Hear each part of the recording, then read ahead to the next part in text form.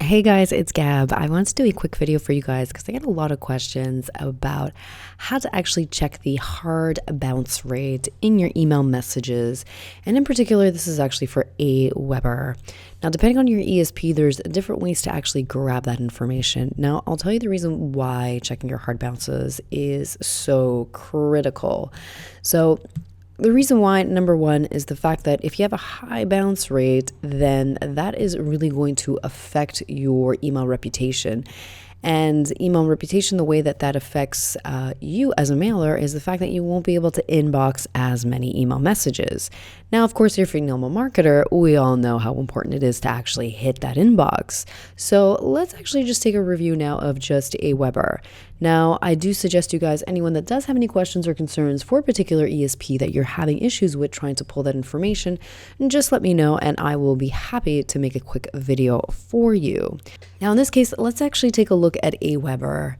Now, Aweber is a very, very basic ESP. It doesn't have a lot of functionalities, and it wasn't really built for the enterprise, the enterprising emailer. So it really is just for your basic email marketing messages. Now, in this particular case, if we look at the email messages here, we are looking at this one in particular, which is we're looking at a 2.5% bounce rate. Now that is extremely, I wouldn't say extremely high actually. It's acceptable, we will say, but still in the eyes of the ISPs, especially depending on where these hard bounces are coming from, can really affect your inboxing rate. So it's extremely important that you try to mitigate those complaints, especially hard bounce rates. And this is why email verification is extremely important and will actually help your email rep and will actually help you inbox more email messages. So in this case, now we will actually want to find out where these hard bounce rates are coming from. Now, again, being the fact that Aweber is such a basic email service provider, it doesn't have a huge functionality, unfortunately. So there's no actual way to actually check on the hard bounces within the actual email message, unfortunately. So I'm sure anyone that has Aweber knows this. If you try to click on anything in terms of total sent, bounces, and even complaints, you don't get any of that information. So the only other way to actually do this to see what your hard bounce rate is to actually go into the manage subscriber page. Now, what you're going to actually have to do here is you're going to have to actually query the database. And unfortunately, what you cannot do is do it based on email message, okay? You want to try to do this daily so that you can at least try as much as possible to get as much as the true hard bounce rate. Because right now, when we're going to query, as you notice, we had 3 email marketing messages in there. And the problem is it's going to pull the hard bounces from all those three email messages. So that is the downside to using such a basic platform. Unfortunately, it doesn't have very much functionality. So in this case, what you're going to actually do is you're going to query the database, and what you're going to actually look for is the unsubscribe. Actually, you are going to actually select unsubscribe. Actually, you're going to be taking undeliverable. Okay, so undeliverable is true, and then basically you're going to add another search query, and you're going to put here you're going to put the stop status actually. So here the stop status is going to be unsubscribed. And now you're going to actually search. So at this point, this is how you get all the hard bounces. Okay, so if we were actually looking at this particular message, so as I said before, we had 3 email messages right now. So, and the issue is it's going to take the hard bounces from all these messages. So here we're looking at a 0.6, a 2.5, and 0. So the 0.6 discrepancy is not huge, but it's still going to affect it, because we want to know the true, out of this 2.5, how much was actually hard bounce. So you're going to have to actually do 2 queries right now. You're going to have to do one that I just pulled here right now, which is undeliverable is true and stop status is unsubscribed. And here you're going to get all the hard bounces. But remember, okay, in this report that you see here for bounce, you're going to have a hard and soft bounce in here. So right now we queried the database for hard bounces only, okay? And here we can actually save the segment here as hard bounce. We're going to go ahead and do that, and you're just going to save it.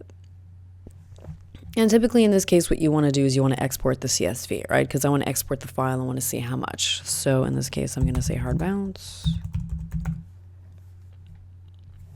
Oh, should be hard bounce. There you go. Okay. All right, so the next query is for the soft bounces. So in this case, it's going to be the same thing. Undeliverable is true because these email messages were not delivered. And the stop status here is actually going to still be subscribed, okay? And again, you're going to hit search. And here you're going to put it as a soft bounce. Okay, so right off, we already know that apparently there wasn't many soft bounces. So out of that entire query there, it was all hard bounce. Okay, so we're going to save that, and we're going to export. So I think I would pretty much, I don't need to actually go through the actual Excel reports because it's pretty clear that 99.9% of all the emails I queried out of that were all hard bounces. So we are going to keep that. So this is unfortunately the only way right now to actually query Aweber for soft and hard bounces. And again, you should be checking this number on every single broadcast, especially when you're adding a new data. And I always tell people it's very, very important. I mean, this is the whole point, right? This particular client that emailed me was verifying with a particular vendor, and he was pretty concerned about the hard bounce rate, and he had every reason to be so because it's at a 2.5, and that's, in my opinion, unacceptable.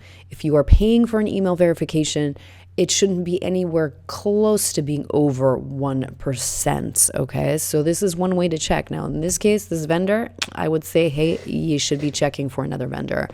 So hopefully this will help you guys actually check your hard bounce rates, pull that data, try to pull it on a daily basis, especially if you're doing it via broadcast, especially when you're adding a new data, okay? So I'll actually be showing you guys another video of actually how to test your email verification when you're adding new data to, let's just say, a seasoned list, okay? Because that's one thing that people actually don't realize. They don't actually realize the issues when it comes to verification, because what happens is that they're adding a lot of emails to seasoned lists, and you actually do not get to see this hard bounce number. I mean, you do, but because you're already adding it to a season list with a higher amount of data, of course, it's all a numbers game, that you're not going to see this true result. You know, the reason why the client's concerned here right now, it's because he just added, 1,400 people, and out of that 1,400 people, 2.5% of the emails hard bounced, which is